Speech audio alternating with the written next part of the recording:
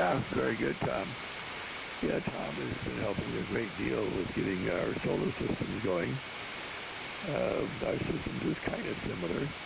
We have the same big panel, which is the 100 volts at 10 amps, and is about the size of a sheet of plywood. And I have it, I've created a stand for it out front. It's on a 45-degree angle, so it catches, especially the wintertime sun, the best. And then we have 60 feet of very large cable wire bringing it into the tool shack. And in there, at the present time, I have 4 35-amp sealed lead-acid batteries. And we finally got a controller that works. The first one burned up on us. Of course, we did a few wrong things, but it still should have saved itself, but it didn't. So we eventually did get a controller that's working, and that Tom is using the same one that's working now. So it's all good, all good. It's almost like cheating, getting the free power off of it. Gary, WA7BIT.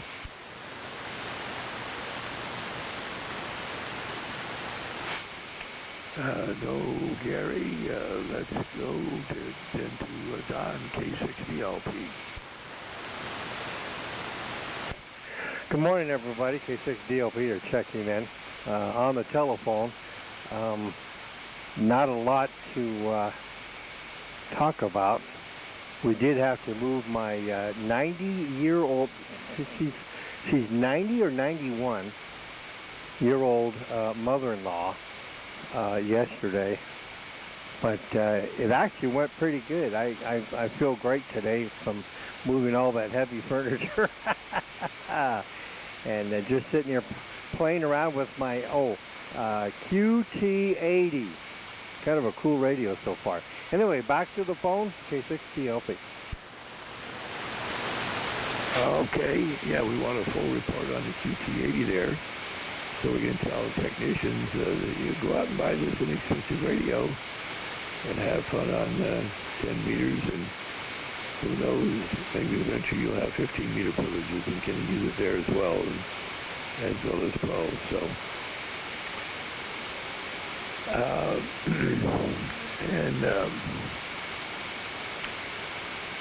next we have Gary, W6RYO. Yeah, good morning, everybody. Helps if I turn the amp on. Morning, everybody. Gary, W6RYO here. Not too much going on. I have to apologize for Friday, Will. I was trying the remote at the house, going in and out on 2 meters. Unfortunately, I had the audio set wrong. So all you heard was a carrier on 6 meters.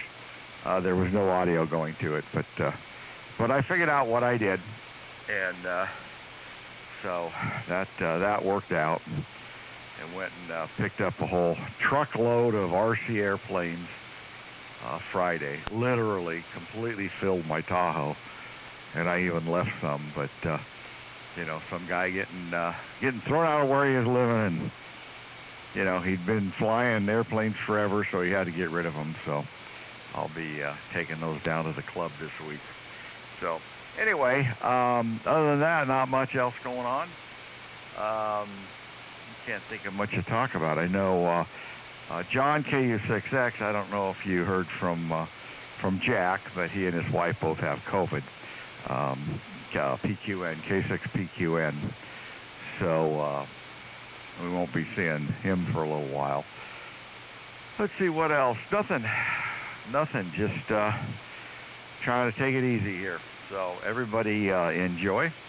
Have a great Sunday, and I'll catch you next go-round. A6TD, W6RYO.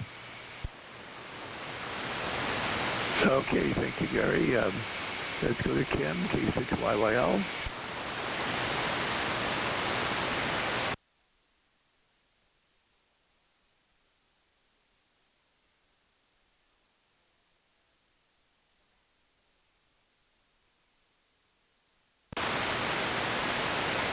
Okay, you want to get the numbers for the second time around. Okay, sounds good. Mark, AG6ZR.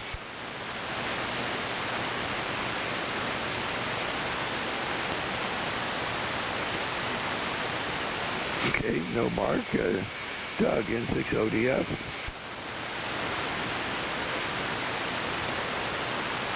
Rich, W6BRC.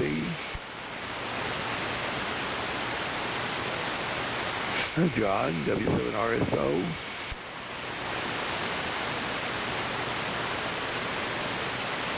Dana, N7UFT.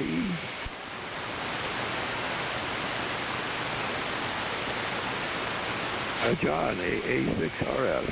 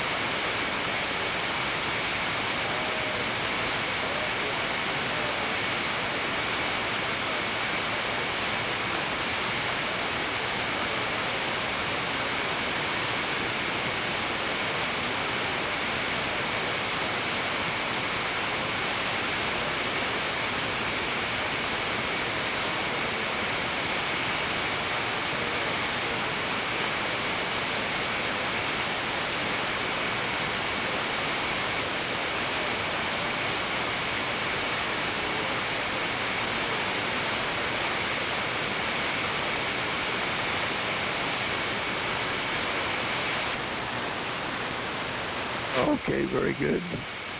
Chris, KF6LEX.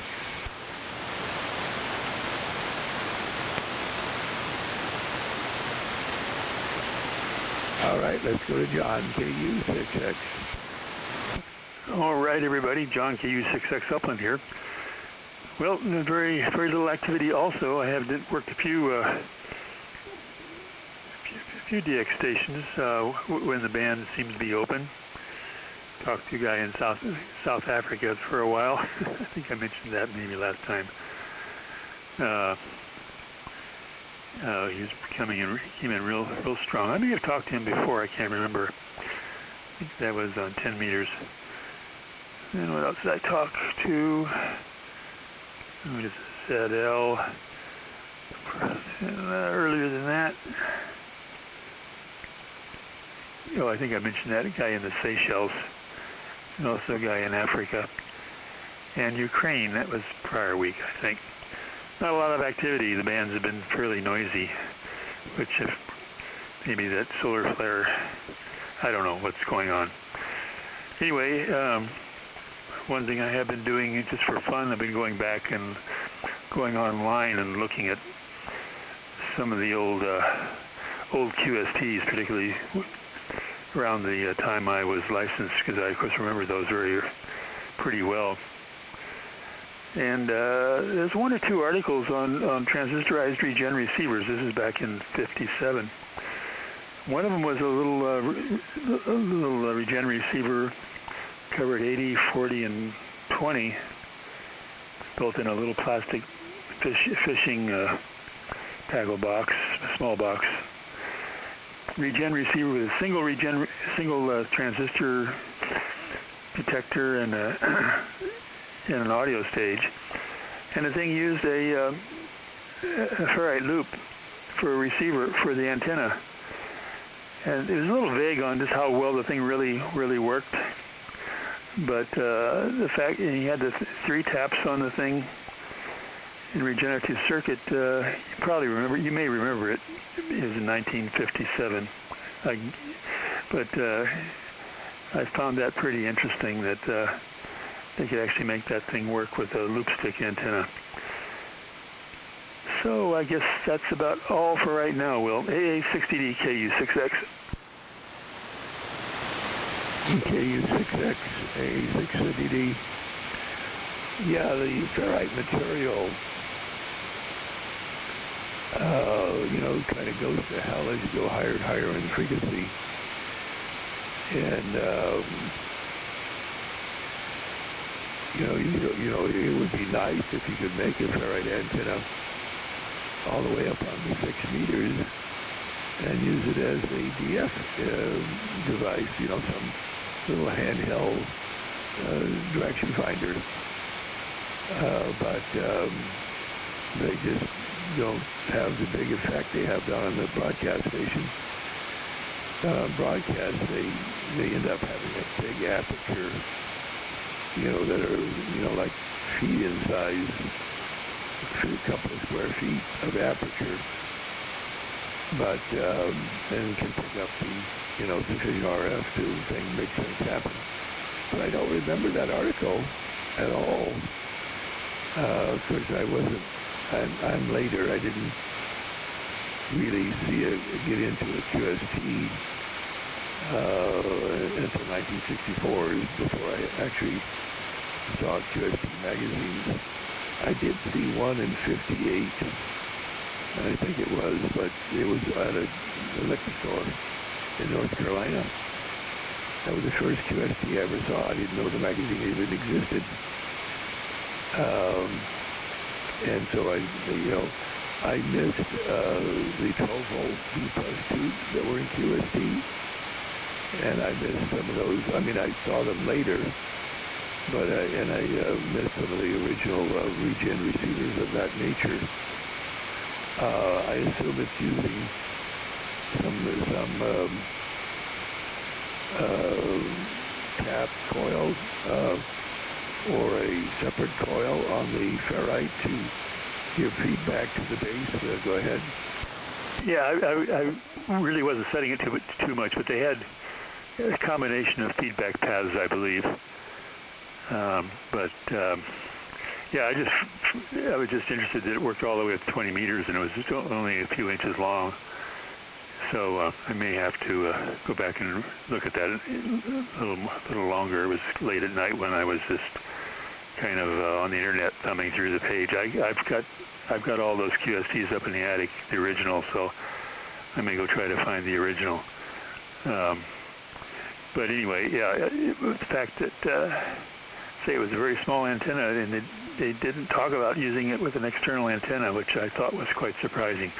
But some of those articles were sometimes of questionable technical accuracy.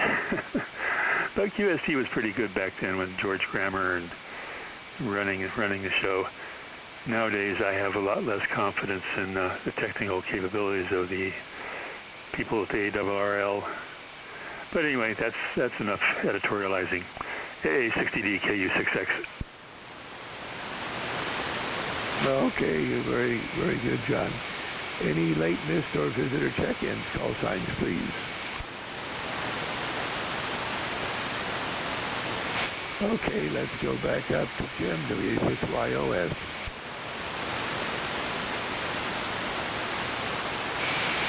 Okay, AA6PD in the mix.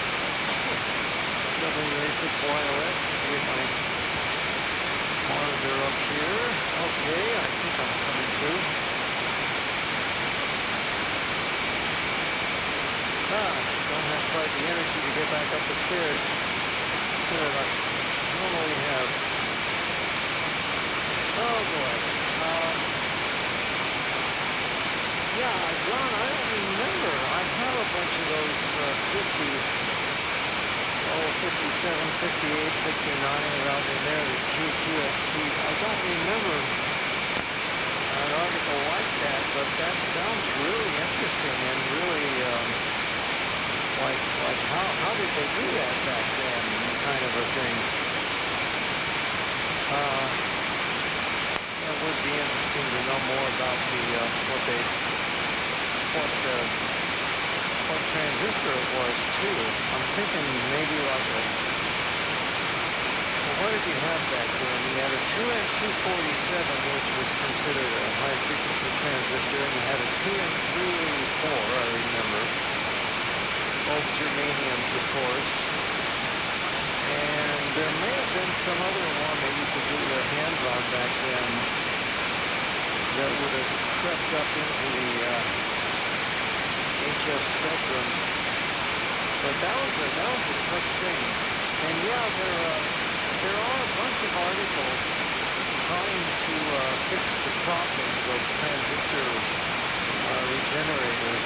And one guy did a pretty detailed analysis of it all. And he came up with some pretty good ideas with biasing and so forth and bypassing in such a way that he squeezed more out of it than I think anybody else had. But as I recall, he generally not regarded as performing as well even at lower frequencies as the boost regens did. And let's see, I was going to mention something else. Somebody said, just get out of my head now. But anyway, yeah, interesting stuff there. If we could just either make steroid antennas work wherever we wanted, that would be an interesting thing. Now, of course, they are used with, there are those little things that look like aluminum cores in the little RC transmitters for garage door openers.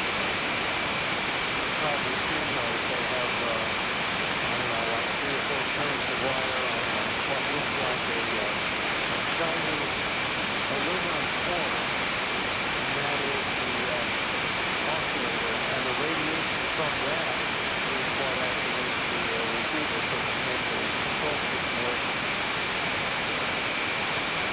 Of course, the talking men, usually would make the system, so a whole different world, I'm sure. Maybe you just have sensitivity at that frequency that almost any signal you can generate is going to work in the range of a garage door opener. Working up right now. Everybody have a good week. And yeah, probably better to stay off the road for a while. I'll mention the traffic, and yeah, it do get totally crazy. I'm gonna go see my mom today, but the hours I go, and of course we're now more towards the middle of the holiday period, and then when I go back home and such, I won't run into any problems. I did watch for the first time. I watched the live streaming of the Burning Man. Now that was really fun. Now that's one of those things that I know people have, different opinions about that whole festival and all that. And I've never been to one, but I certainly knew people that went. And speaking of wet, the word wet there, Will, you probably remember John went, but he had talked about Burning Man. I remember talking to him about that back in the day. And it was interesting watching the man burn, and they live streamed it, 1080p it was. The resolution kept changing, kept dropping back to something lower, and everything pixelated. It was kind of interesting. But I'm watching that on my cell phone there, and the fireworks out there were just terrific. And I had no idea until I saw an aerial view of that thing how big it actually is. That festival. I mean, it's just amazing. Just step out there in the desert, and everybody steps out and does their weirdo thing, and comes home, I guess. Anyway, something to watch with modern technology. AA6TD, WA6YOS. WA6YOS, AA6TD. Yeah, well, there's all sorts of ancient ceremonies that go back forever. That have to do with fire. And some sort of shaman who will take big branches, take branches and catch them on fire and dance around holding the branches. And that was the first fireworks, and who knows how many thousands of years that goes back to.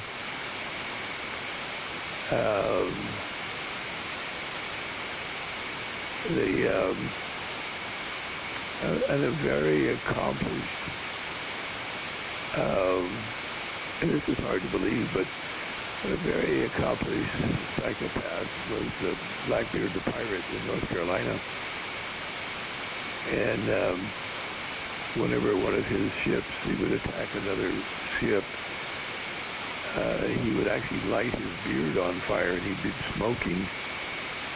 Then would be smoking, and have, a gun in each hand, and they'd be firing and, boarding the other ship. And he was very successful.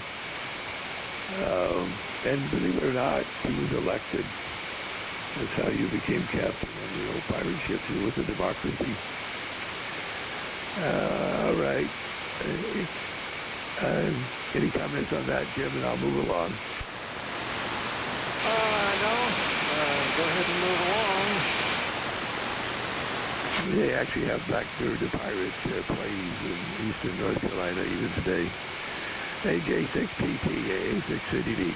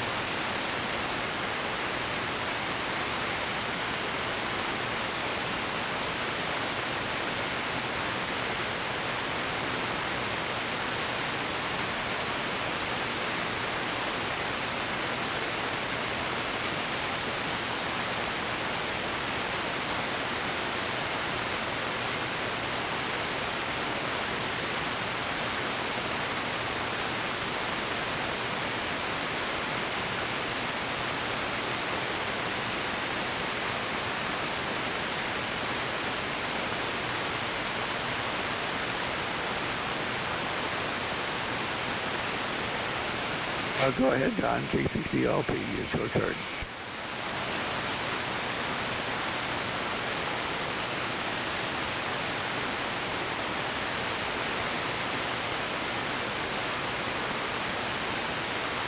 Yeah, he's gone for a while, so we'll have to catch him later.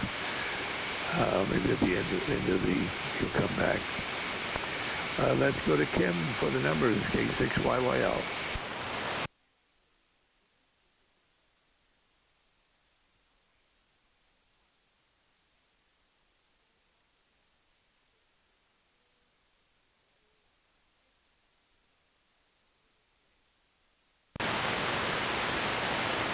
Okay, sounds good. Anything else you have for the net? Okay, let's go back up to Gary, W6RYO.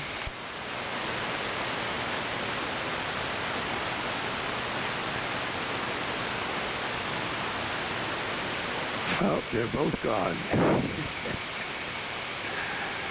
Oh, well, let's go to John, A6RF. Were you looking for me, Will, W6RYO? Yeah, he turned it to you. Sorry, one of the radios started blowing squelch, and I moved over to quiet a little bit. Okay, Gary, W6RYO here. Yeah, Jim, I know it's been several years, but I had a bad bout with that, and little quesadilla I had at a Mexican restaurant. Boy, you know, for a while you think you're going to die, and then after a while you're afraid you're not going to die.